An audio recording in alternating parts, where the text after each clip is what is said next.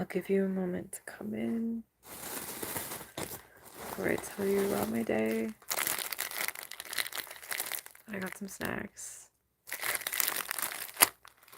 I'm not even that hungry, but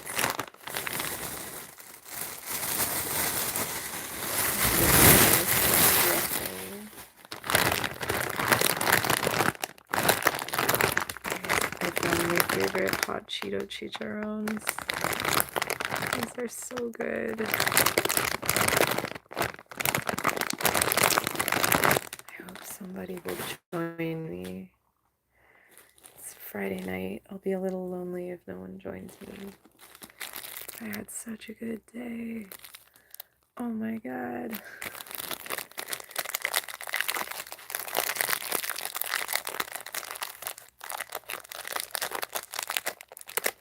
I played a show. I honestly am not even thinking that much about my own music because the headliner was so good. I was crying for the entirety of their set. They were so soulful and amazing. You guys, I felt really lucky to be there. They were so cool. So I played with this Filipino band called, it was Freddy Aguilar, and he has his two sons. So one of his sons plays lead guitar, and this other son plays bass. And all the songs are in Tagalog, but I looked up the lyrics, and I don't know, he writes in really simple language, but I don't know, his songs are a mix of emotions, so it was really cool. I loved it. They're all very soulful players, and I don't know, it was just really good. If you listen to music from cultures other than the United States, you should check them out. Anyway, after the show, we all ate tacos together, and he just sat down and chilled and told me a bunch of stuff about his life. He was really down to earth, chill guy. Let's see who's here. Utsav. Am I the only viewer? No, we got 6. We got half a dozen right now. I'm so glad you guys are here. You guys had such a good day. British Bubba asks, name a car for an edit. I don't know what that means. I can name a car though.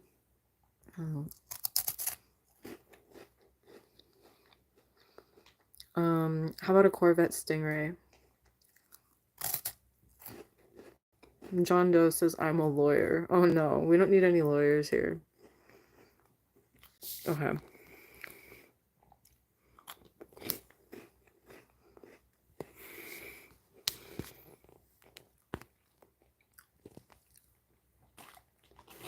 Anyway, if you've never checked out Freddy Aguilar, you should check out Freddy Aguilar because it's just beautiful music.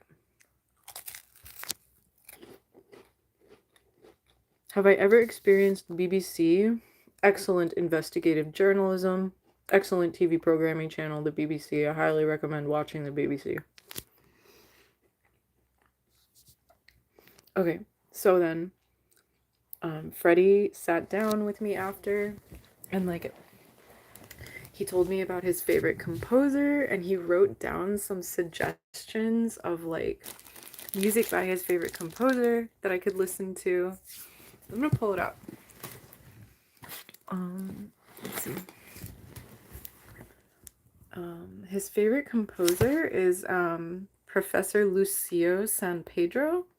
He's deceased now, but he was a professional composer in the Philippines. And he was the national artist of the Philippines also. And one of the pieces he told me to listen to is Anak Daita. And the other one was Sa Ugoy Ang Duyan. So I'm gonna look those up later, but I hope you do too.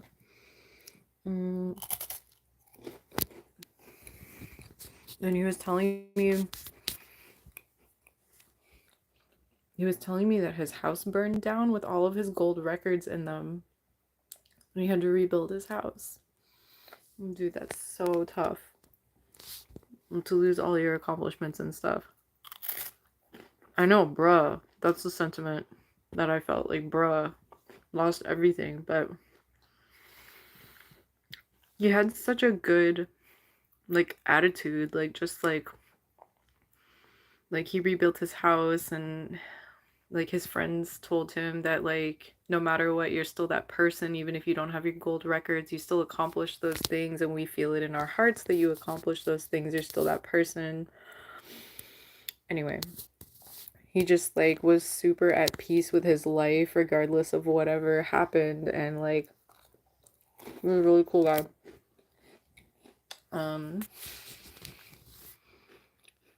Do I need a second moderator? Yeah. Can you be responsible, Utsav? I'm gonna let you try.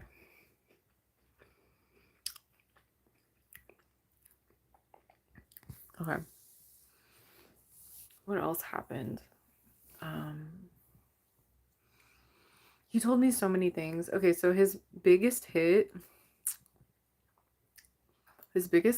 was a song called Anak, which means my child, and he wrote it about himself because he was a black sheep in his own family, and he wasn't allowed to play guitar as a kid, so he would play in secret. His dad didn't want him to play guitar.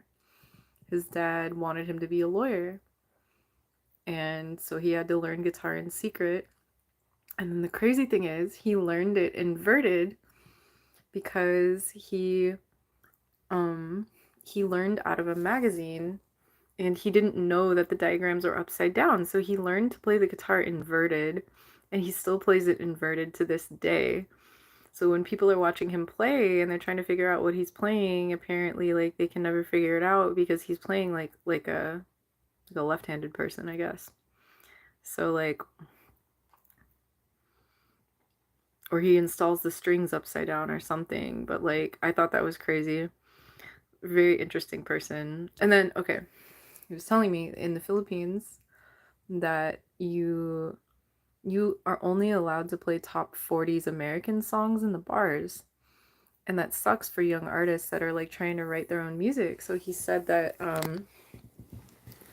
when he was a kid, or when he was young, he couldn't even play his own music when he was performing. And he had a bunch of like American Marines that were fans of him. They were his first fans that like encouraged him to play his songs. And they said that what happened was he had to get his American Marine friends to request a song. So like they would write down the name of his original song and they would bring it up to him so that the restaurant owner would know, like, okay, the customers wanted him to play his original songs. So the customers requested his song, and he had them do it at the end of his set so he couldn't be thrown out. So finally, like, they got him to play his original songs in the bars. And his boss came up to him after and was annoyed at him, like, Freddy, you're not supposed to do that. And he's like, yeah, but I told you, like, my friends requested it. They requested for me to do it. Anyway, that's how it started, and they kept requesting his songs again and again. But now that he's established, like, he's been doing this 50 years, he started a bar in like an hour outside of Manila where young artists or new artists can go play their original material. And it's like one of the only bars where you can play your original material, and like he lets them sell tickets. He doesn't take a cut of their door money. He just like makes money off of like booze and food, and like lets young artists get established. And I thought that was like so cool. My heart. Okay. I can't believe he just like sat and just like told me all this stuff for like 20 minutes. He's just like super cool guy. John Ford, getting you caught up. I played a show today with an artist from the Philippines. He's called Freddy Aguilar, and he plays with his sons. Where am I from? I'm in San Diego. I'm in Southern California. And so how this happened was I was I got a job at a Filipino restaurant, and like I waited tables at this restaurant called Jerry's Grill, and they actually have great food, like really good. If you like fried pork belly, I highly recommend it. If you like marinated fish or squid, like they just have really good seafood, really good pork. Anyway, so they had live bands come and play at the restaurant where I worked, and I was the only white person there for a while. It was all Filipinos. And then one day, one of the ladies in one of the bands came up to me and was like, "Are you a musician? Do you want to play a show with me?" And I'm like, "Yeah." Um, so I played a couple songs with them like 2 months ago, and it went well. So they invited me back for another show, and it was with Freddy Aguilar. And Freddy Aguilar had this hit in the 70s that was like, it's like the highest, like most successful single in the Philippines of all time. So he came to play a show. He's on tour like tomorrow. He's going to be in San Francisco, but he's been in the US for a week. And I played with him today. Like I played earlier on in the set. There were a bunch of people, like three or four other people who also played, but I felt really lucky to see him play because he was so soulful, and like his songs brought me to tears, and like they were so cool, and afterwards they like all gave me a hug, and like it was amazing. It was so good. Like I just feel really lucky that I got to see them play, because like when am I ever gonna be in the Philippines? Like I hope I could get to go to the Philippines, but like this might be a once in a lifetime thing that I could see them play, and they're still apparently just as good as they were. Like, well, the father anyway was just as good as he was when he started. So that's how I ended up playing this show. And yeah, do you have any questions?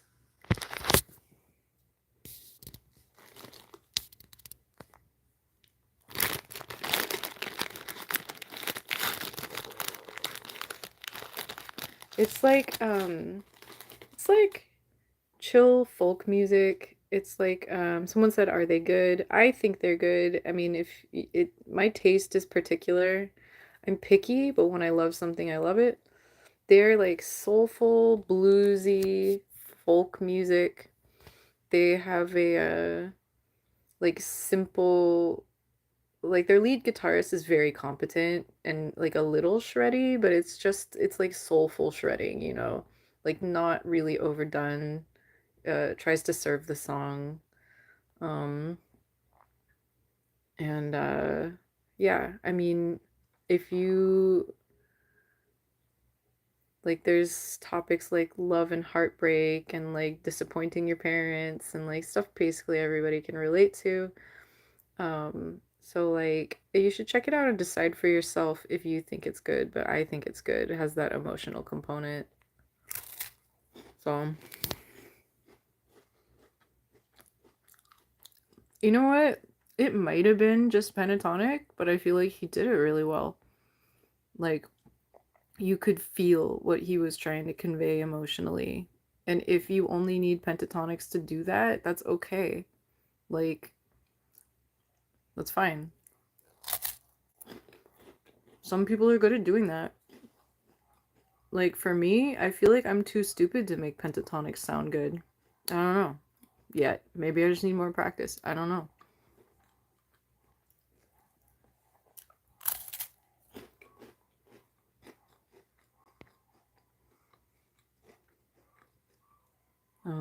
I don't know. Um, they're kind of the same. It matches my chapstick. Thank you for deleting those. I really appreciate the moderator. You're doing top-notch job. I appreciate you. Um, so yeah. Um, I'm really into these wafers today. I don't know if I'm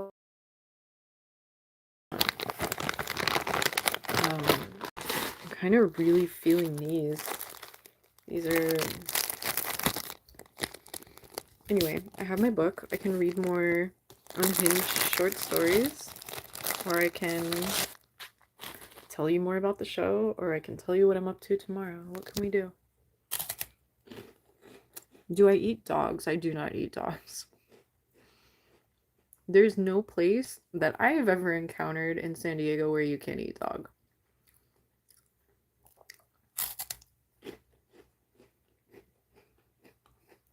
But, okay, so there's a restaurant called Crazy Burger in North Park. You could eat a kangaroo burger, you could eat an emu burger, or a bison burger, or an alligator burger.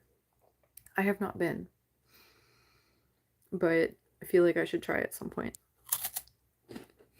Did you see that? I went and like a whole bunch of like wafer just like popped out of my mouth. It was disgusting. I'm glad if you didn't see it.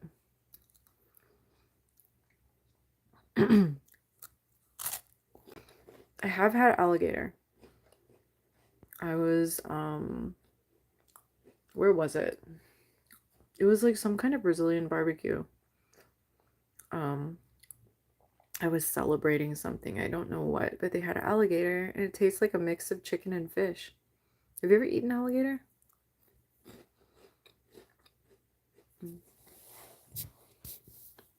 I haven't eaten alligator in a while. I'm not a huge fan. It's not my favorite.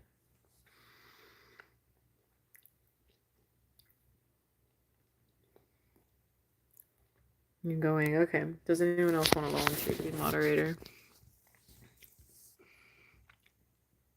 Do you eat attractive physicians? Andres says, do you eat attractive physicians? 6 feet, 6 figures. Okay. So like yesterday, it depends. I guess it depends on, can we be good friends without it getting weird? Like, do we enjoy talking to each other? Do we get along?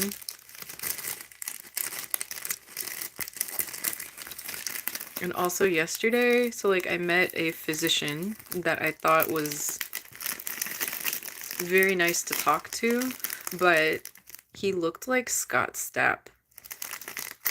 And in my head, I'm just like, you know? Like, okay, is there like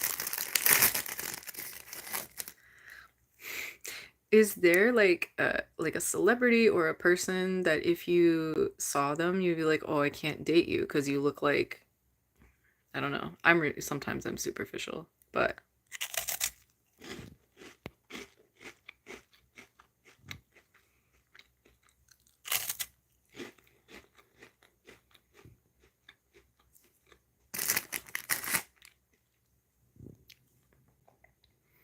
how do you get mod in your live? I don't know, like if someone seems to have good intentions, I'll make them a mod. I don't like it when people abuse mod, but also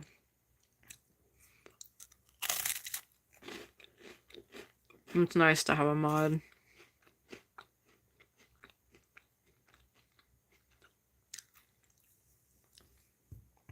So honestly, I prefer to eat food. I don't know if that's a question, but like,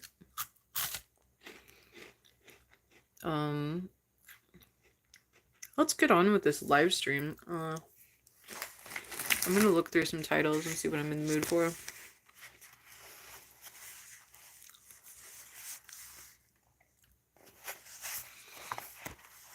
I feel like you people wanting to know what people I would eat, like we can discuss the class I took on cannibalism and witchcraft. Like we can discuss that.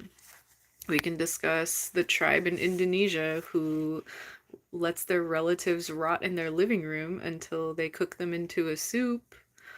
Because that is a thing I studied once. It was a fascinating class. If you really want to talk about cannibalism, we can talk about cannibalism. But I don't think that's what you're getting at. I look like Strome from The Boys. I don't know what that is, so I'm gonna move on.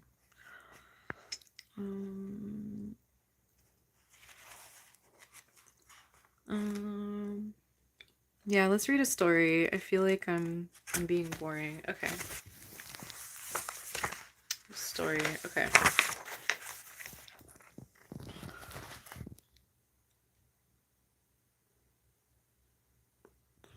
There's drunken diving for poison sea snakes. That sounds intriguing. There's also fear of frying.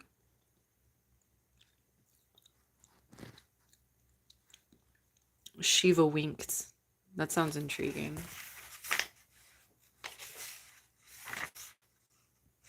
Shiva winked.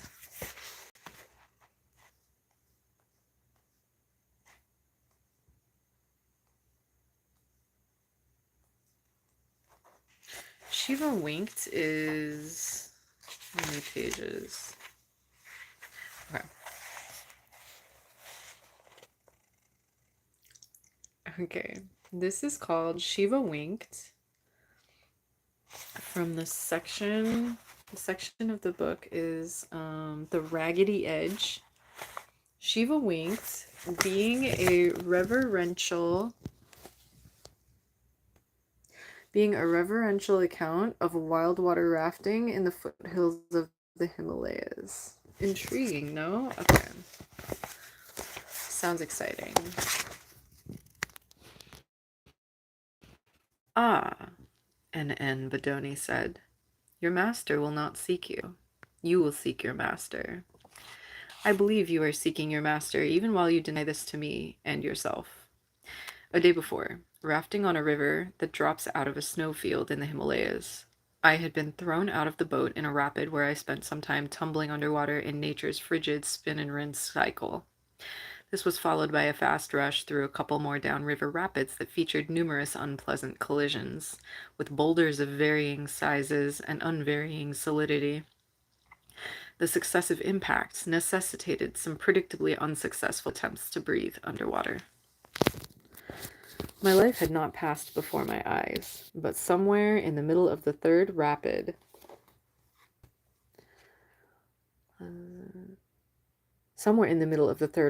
cartwheeling along ass over tea kettle, caroming off rocks, the phrase, holy shit, this is serious, began ringing through my mind. It was high noon, and even deep underwater, I could see the bright mountain sun above.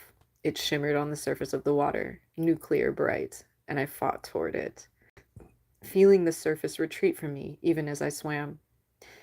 It was like a bad dream, a real tooth grinder, and I longed to rise to the light, to breathe, to break through to the other side of the sun. Now, 30 hours later, sitting in a hotel restaurant, there was a lingering congestion in my lungs, and I felt as if someone had taken a baseball bat to my entire body.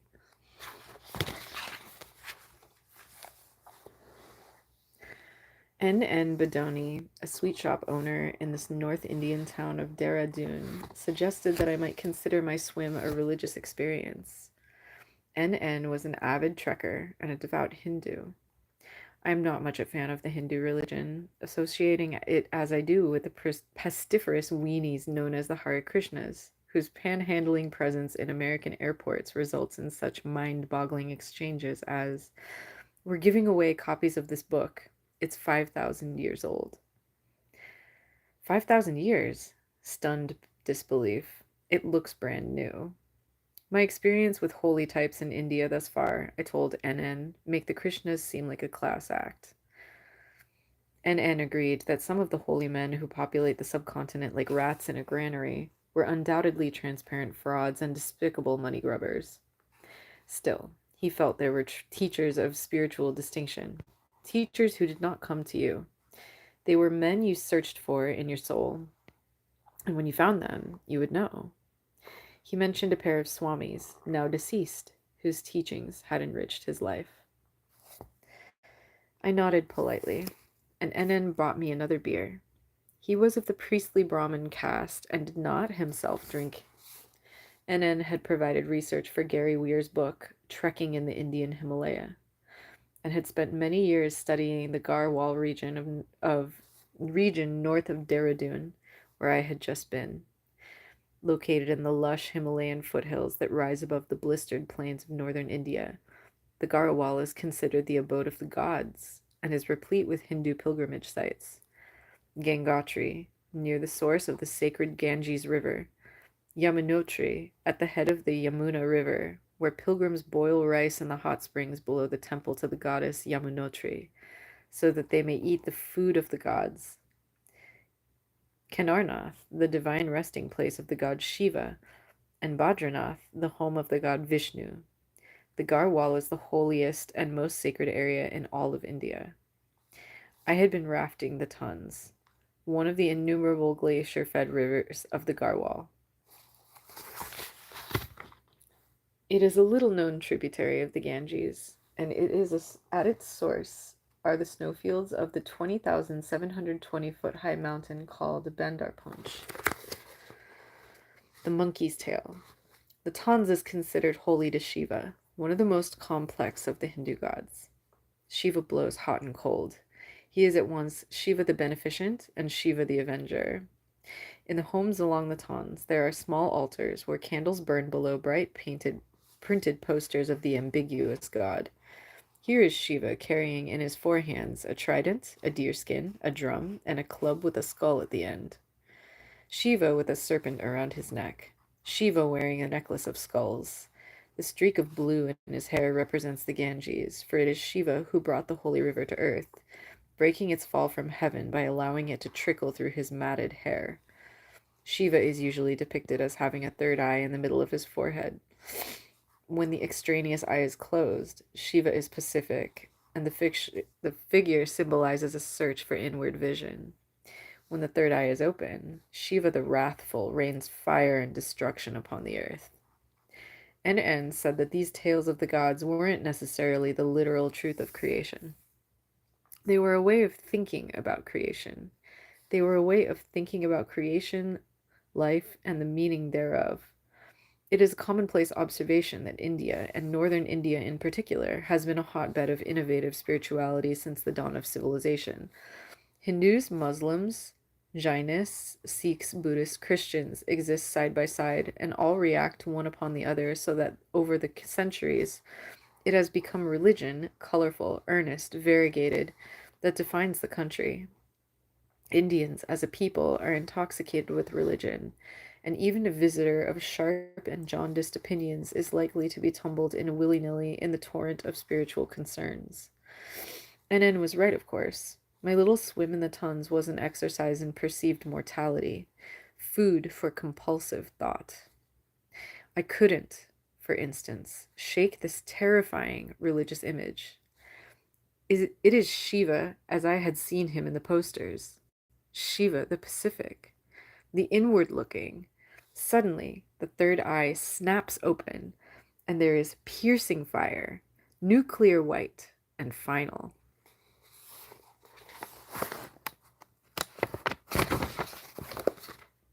I thanked N.N. for the beer and the conversation, then hobbled off to my room.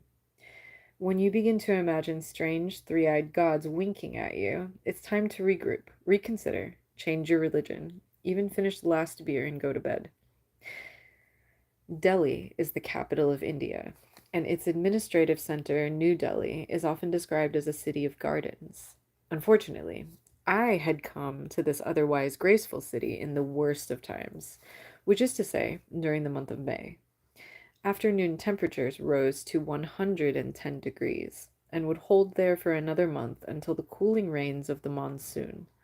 Dust, finest talc, floated over everything and colored the sky a dull whiskey brown.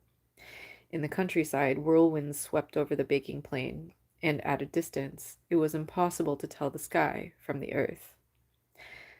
Delhi's heat in the month of May tries men's souls. In 1986, on May 13th, a man named Gupta killed his wife because he believed she was sleeping with another man named Gupta. 8 persons, members of a wedding party, who had asked for some water at a temple, were injured in a fracas with temple keepers who believed the water would be used to mix alcoholic drinks. A civil servant who had not been promoted at the dairy board killed himself and left a note excoriating his superiors. There was a Santa Ana tension in the still, burning air of the city, but May and June are also months of snowmelt in the Himalayas. The months of the foothills erupt in wildflowers, the most auspicious months for a pilgrimage to the cool beauty of the sacred Garhwal.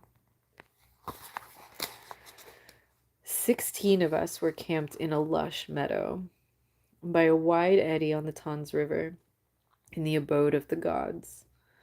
There was a scent of rhododendrons in the air, and the temperature, at 4 in the afternoon, stood just shy of 80 degrees. The river valley was narrow, 400 yards across, and the hills rose steeply and spire-like on either side, obscuring a glittering ridge on the high Himalayas to the north. There were leafy alders on the meadow. Deodar pines, like lodgepole pines, forested the higher slopes. It was a young river valley, recently cut in geological terms, and the Tons, fed by spring snowmelt, was running high and fast. It was our first day on the river, and Jack Morrison laid it out for his 9 paying passengers. Jack is the president and chief guide of White Magic Unlimited, a rafting and trekking outfitting business out of Mill Valley, California. He had made a first descent of the river 5 years ago. The original plan had been to raft the more well-known Yamuna River, of which the Hindu scriptures say, "No mortal mocks her fury, no mortal stops her onward flow." But the Yamuna had struck Morrison as a pretty tame ribbon of water, about class 2 whitewater. Rapids of medium difficulty, with clear, wide passages. And he didn't think American mortals would be willing to travel all the way to India for a gentle float trip. Hiking east over an icy ridge, he came upon the Tons. It was his dream river, the river he could build his company around. As Jack spoke, local people from the nearby village of Mori gathered about. The children came first, followed by old men, and finally, men who seemed to hold positions of authority in the village. They wore clean Western-style clothes in subdued colors. Women did not come into our camp. They sat on the ridges in tight little groups, and occasionally the wind would carry the tinkle of giggles down the meadow where we sat. This would be the 4th time the river had ever been...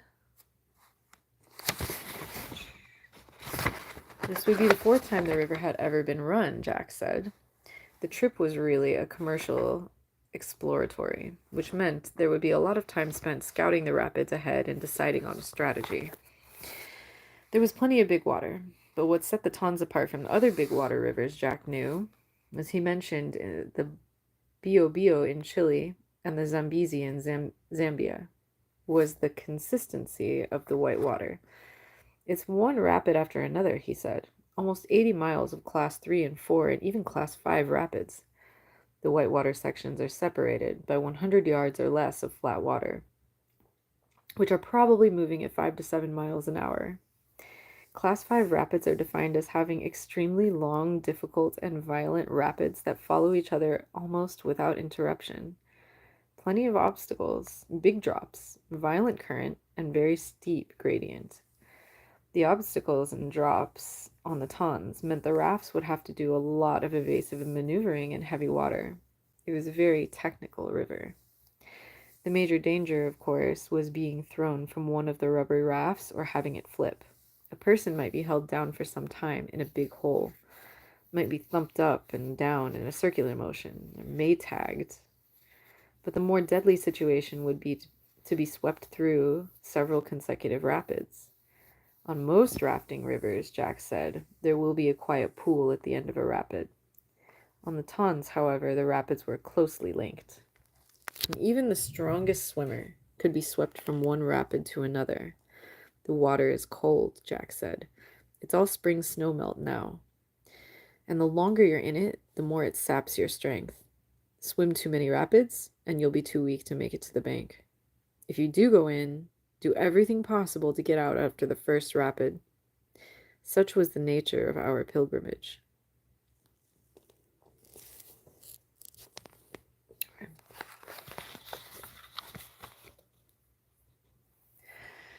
A man feels a fool.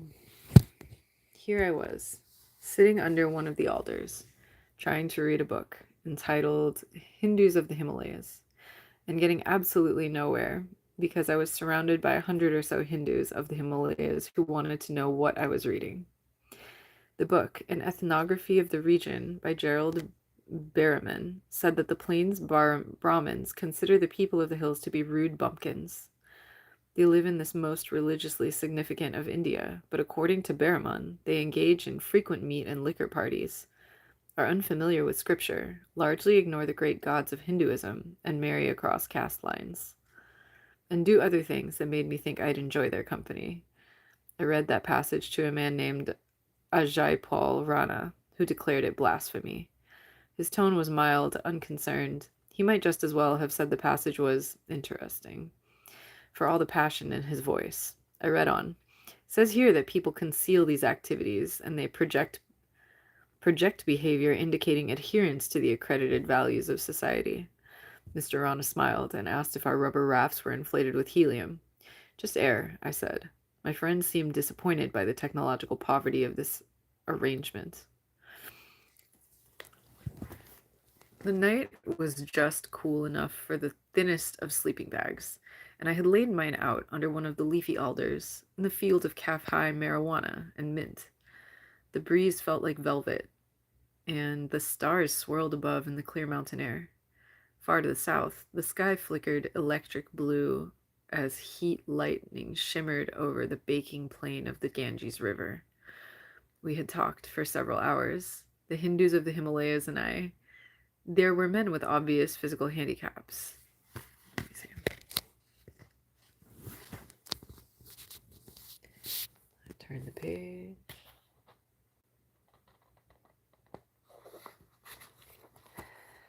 There were men with obvious physical handicaps among the villagers or tailors. There were no beggars among the hill people, which had not been the case in Delhi. On the streets, the heat pounding down from above them was rising up off the concrete, which kept battalions of beggars working. There was no shade, no place to sit, and so the horribly mutilated hopped or rolled or lurched along, hands or what passed for hands out, beseeching looks on their faces. The novelist and travel writer V.S. Naipaul, a West Indian Hindu who wrote 2 brilliant books about his travels in India, the land of his grandfather, found the sheer numbers of beggars particularly distressing.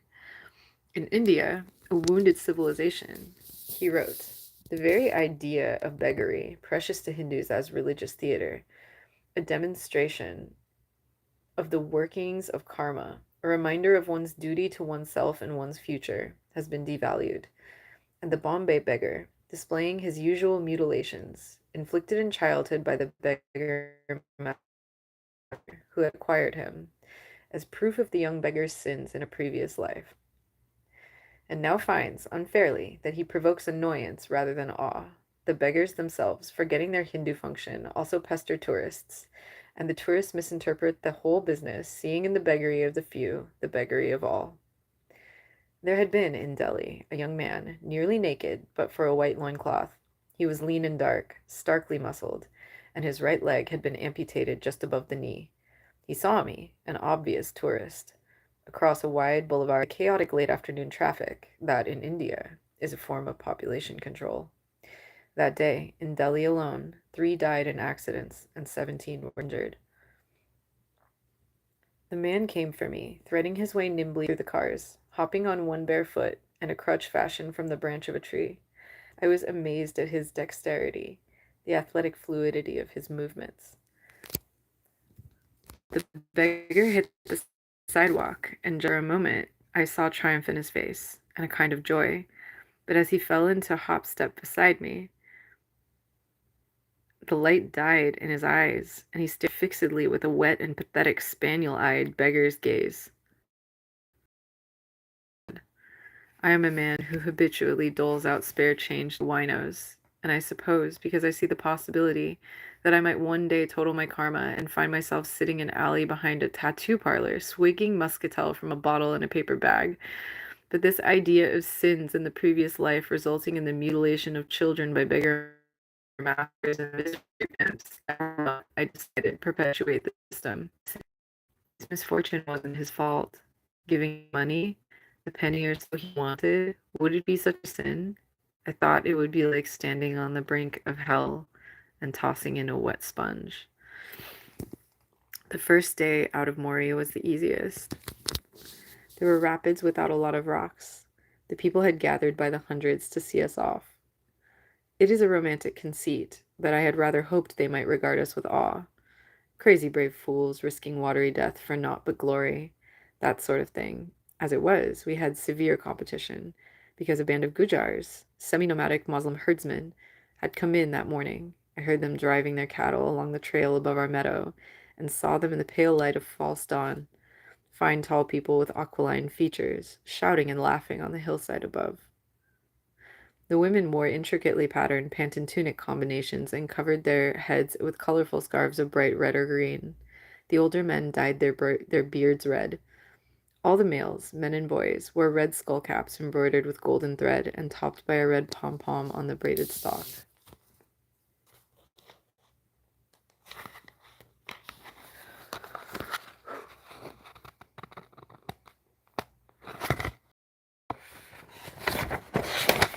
Guys, there's 8 more pages.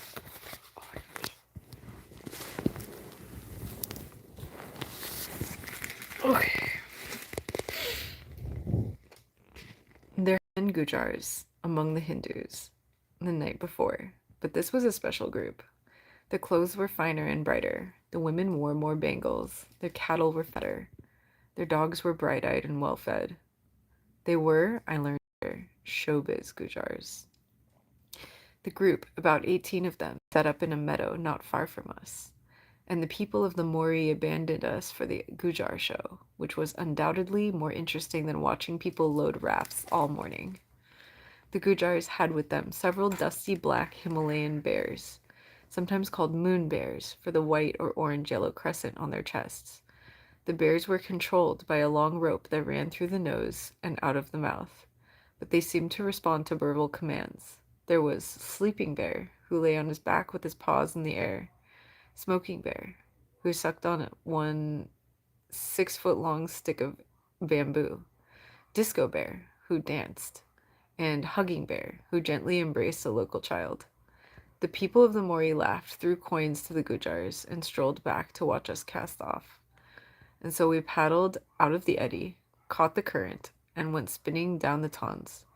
Crazy brave fools who would risk watery death, but who were demonstrably no more interesting than your basic dancing bear. The Gujars had stolen our thunder and destroyed a romance. Stupid damn hats, a man paddling beside me said. Makes them look like nitwits. 2 days later, we hit Main Squeeze, the first really nasty rapid.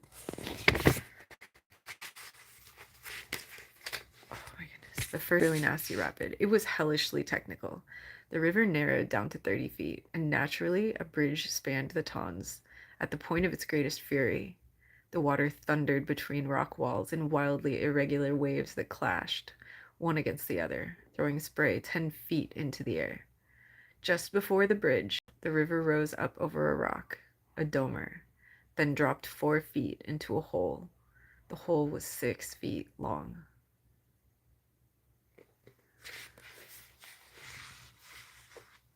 Okay. And at its downstream end, a wave 4 feet high curled back upstream. We wanted to hit the hole dead on, power paddle into the curling wave, punch through, jog right to avoid the tree trunk pylon for the bridge, duck under the bridge. Jack Morrison said he'd never seen the Tons so high, then hit hard to the right. 10 feet past the bridge, the river widened to 50 feet, but a rock 30 feet wide cut the Tons into 2 10-foot channels. The left channel was shallow and rock-strewn. We would need to pull hard right as soon as we passed under the bridge. There were 3 boats. 7 of us were in the paddle boat. 3 of us, we were in the paddle boat. 3 of us on each tube paddled, and Jack Morrison manning the oars from the frame in the back. Jack called out orders. Paddle right, and muscled the bow into the line we'd chosen. We had spent 2 hours scouting Main Squeeze, and we ran it smartly in 30 seconds. Those of us in the paddle boat were getting cocky, impatient with all the scouting Jack thought necessary. We were a strong team, and we worked well together. Why couldn't we just R&R, read the river and run? There was some grumbling about this matter.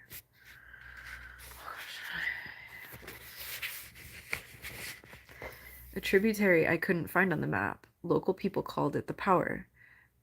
like Pauer, power, emptied into the Tons, effectively doubling its volume just before the town of Tiuni. The river below gathered force, and the gradient steepened until the Tons was dropping 100 feet every mile. It was a wild ride, the Tons below Tiuni. There were, for instance, 5 major rapids just below the town, with no more than 20 yards of flat water in the whole run. Occasionally, we hit a hole out of position and people were thrown from the boat. Swimmer! But we managed to right ourselves and scoop swimmers out of the water without stopping. A mile downstream from the town, we passed a dozen or so men sitting on the rocks beside a 6-foot high pile.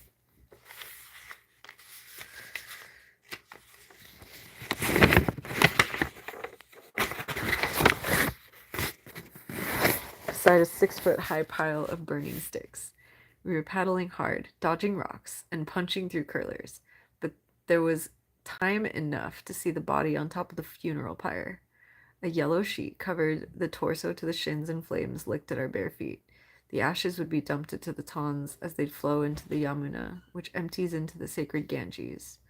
There, in those holy waters, the soul of the departed might achieve moksha, liberation from the cycle of being, from the necessity of being reborn. That's all I've ever wanted in my life. The moment, however, the physical body was being consumed in the burning flame of Shiva's open third eye. Okay, I'm gonna take a break for a minute and just try to make my eyes see a little better. Do you ever feel that feeling where you're just like... Have you ever seen I Heart Huckabees? There's that scene where they're like smacking each other in the face with a rubber ball because it's like it feels like pure being.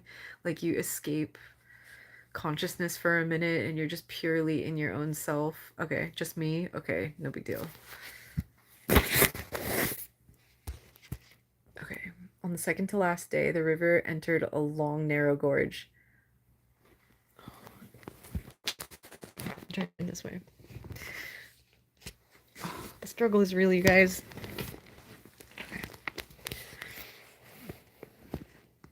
Okay, on the second to last day, the river entered a long, narrow gorge.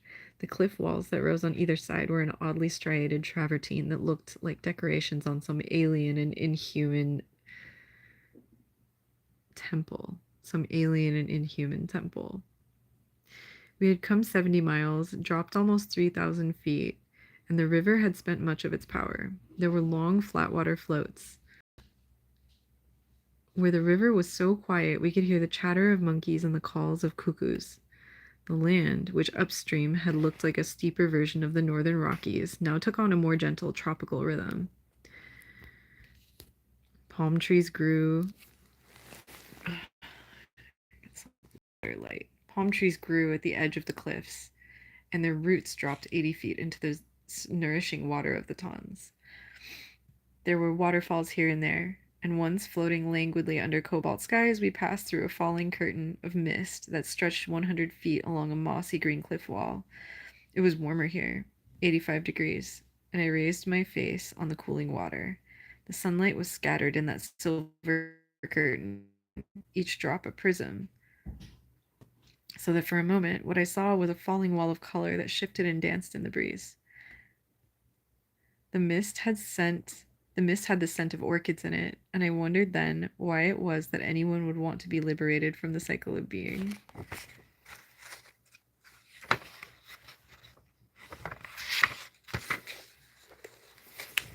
Okay. There was big trouble the last day. The Tons had been so flat and friendly that the last series of rapids were a major surprise, and are in fact called Major Surprise. I followed Jack and his boatman as they scouted the noisy water. There was a hole, a pretty good curling wave, a house-sized rock, and a small waterfall called a pour-over. We needed to skirt the rock, punch through the hole, and pull left in order to hit the pour-over at its shallow end, which would give us a drop of about 4 feet. Major Surprise ate us alive. I recall hitting the hole and punching cleanly through the curler, but we didn't get left, not even a little bit, and the boat rose up over a domer so high I found myself looking directly into the sky. We tipped forward. The drop was 8 feet, and the boat seemed to hesitate momentarily, like a roller coaster at the summit of first rise. This, I told myself, does not bode well. The first thing a person notices underwater is the turbulence of a big hole in the sound. Of a turbulence of a big hole is the sound. It's loud, a grinding, growling jackhammer of unrelenting thunder. You do not register temperature, and if you're being maytagged, you have no idea where you are. It's like catching a big ocean wave a bit low. There's a lot of tumbling involved, not to mention a sense of forces beyond human control. The river took my swimming trunks. It ripped the tennis shoe off one of my feet, sent me thudding against unseen rocks, shot me to the surface dead center in the middle of the hole, sucked me down again, and battered me around for a period of time I was never able to calibrate. It didn't seem fair. I couldn't even recall falling out of the boat. The entire situation was unacceptable. Sometime later, I came to the surface, and the hole was behind me. The river ran right between a large rock and a canyon wall. A person could get wedged in there. Underwater, I swam left and suddenly felt myself being hurtled. Felt myself being hurtled down a smooth tongue of water toward a series of peaked waves of the type boatmen called haystacks. It was like being sick. It was like vomiting. After the first painful eruption, you think, good, that's all over. But almost instantly, your stomach begins to rise. Oh, God, not again. And this is the way that I felt being sucked breathless into the second rapid. While I was zipping along underwater, trying to get my feet downstream to ward off rocks, the other members of the paddle boat team were enjoying their own immediate problems and proving Jack Morrison's contention that we were taking the river entirely too lightly. John Rowan and Martha Freeman had been sucked to the right and managed to pull themselves out after the first rapid. Jack and Billy Anderson held onto the boat, which was still stuck in the hole and being battered by the upstream curler wave. Sue Wilson and Douglas Gow were somehow out ahead of me in the second rapid. I surfaced and spotted Gow in the flat water between that second and third rapid. He was 10 yards downstream, and he didn't seem to be swimming at all. His helmet was missing. I thought he might have been maytagged rather badly, that he might be unconscious, and I am proud to say that I swam to the man who needed help. Actually, Gow has taken off his helmet because it slipped down over his eyes, and he couldn't see. Are you okay? I called when I was within arm's reach. Gow practices emergency medicine in Australia and is used to reacting calmly in tense situations. Fine, thanks, he said, and then, oh God, not again. I was pulled down into the third rapid. There was, in time, a sense of water moving more slowly. Sunlight shimmered on the flat water surface, which seemed to recede even as I swam toward it. But then there was air and a handhold on the rock canyon wall. Presently, Morrison and Anderson came by in the boat and fished me out of the river. I lay on my belly and on the floor of the raft and spit up a quart of yellow water. We were somewhere else then, pulled up onto the sand at the left side of the river.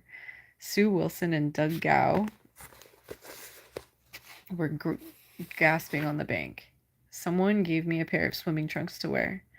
This did not seem to be an important matter. I lay on my back on the floor of the raft, looking at the sun, and there was a moment when it seemed to darken slightly, but I did not lose consciousness. I thought of Shiva's blinding third eye, a long, lewd wink. I went to Rishikesh, the holy city on the banks of the sacred Ganges, just in case. The river runs through a wide rocky gorge there, and every day pilgrims by the thousands cross over a suspension bridge that spans the Ganges and leads to the temples and the ashrams of Rishikesh, to what the guidebooks call the abode of saints and sages. To get to the bridge, you have to walk down a wide staircase set against a white cement wall. There are large rectangular boxes sculpted into the wall, and sitting in these boxes are the most unfortunate and most horribly mutilated beggars in all of India. Either they lived in those boxes or they were carried there each morning because it was clear that none of them could walk. As I passed, they called out to me, called out in the most theatrically pathetic and heart-rending tones. Alms, alms, alms. I made them invisible and I passed on to the abode of saints and sages.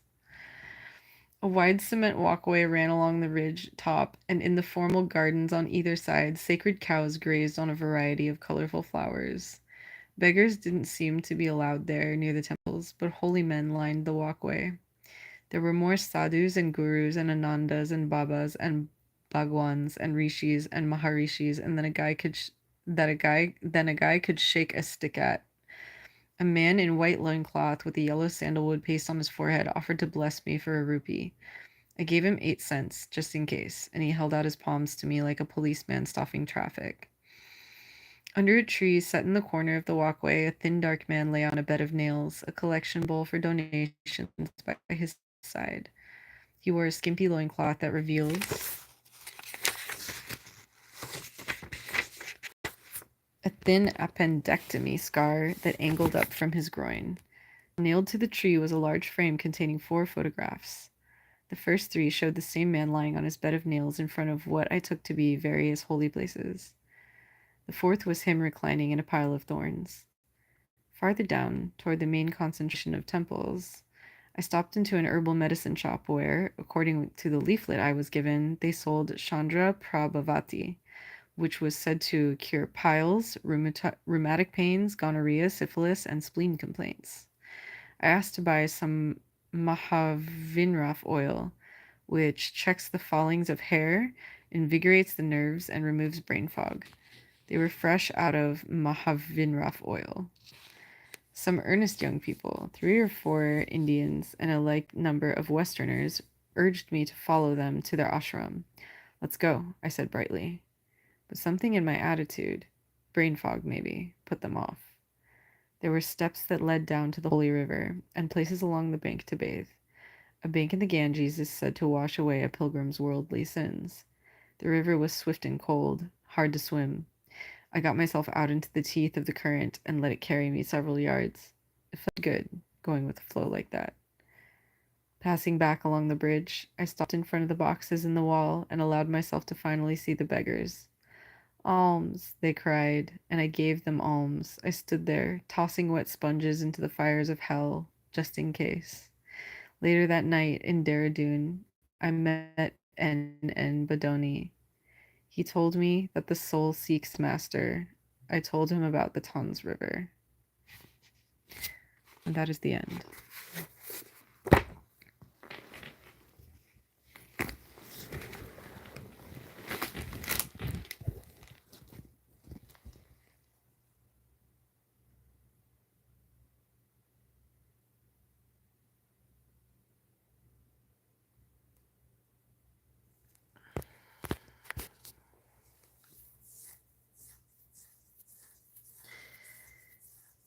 I don't know. Utsav suggests not to visit the temples of India, but that's not what I got from that story at all. I got definitely visit the temples of India.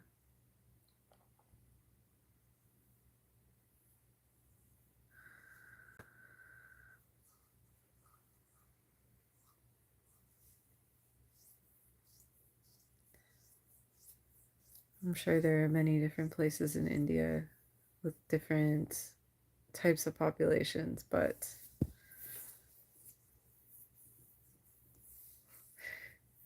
people from India are telling us to stay out of India. If I could afford, I would go. Anyway, it has been almost an hour. I'm getting very sleepy. I think it's gonna be time to go soon. Thank you for joining me, you guys. Thank you for joining me. I'm gonna try to live stream again tomorrow. Tomorrow, I'm gonna try to start live streaming either 7 or 9. I haven't tried live streaming at 7, but I think I'm gonna try and see if that's a good time.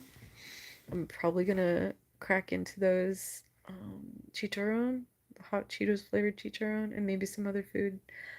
I have a giant ube ensaymada I've been meaning to eat on stream. It's very delicious and it's purple. Anyway, thank you.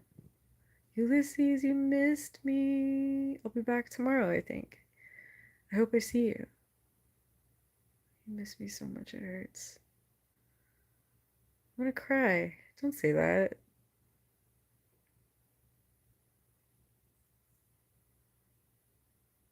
That's very sweet. But let's hang out again tomorrow. I'm gonna try to start at 7 and see if anybody comes in. Um, I wish you all a beautiful evening filled with love and light and excellent sleep. Dream of yourselves getting Maytagged in the whitewater rapids of India, uh, or whatever gives you peace as you're falling asleep. I gotta wash off my eyeliner. I gotta take out my contact lenses. Um, yeah. I hope you have a good one. Have a wonderful night. Fortunately, James says, always catches me at the last second. I've made a playlist of all of my live streams, and if you ever miss it, you can go back and just rewatch whatever you missed. Isn't that cool? I mean, like, some of them are better than others, honestly. Some of them are not as high quality comedy as the others. Um, but everything is posted and you can always go watch it. Uh, I will see you soon. I will see you tomorrow. I hope you have a wonderful night's sleep. Thank you and good night, beautiful humans.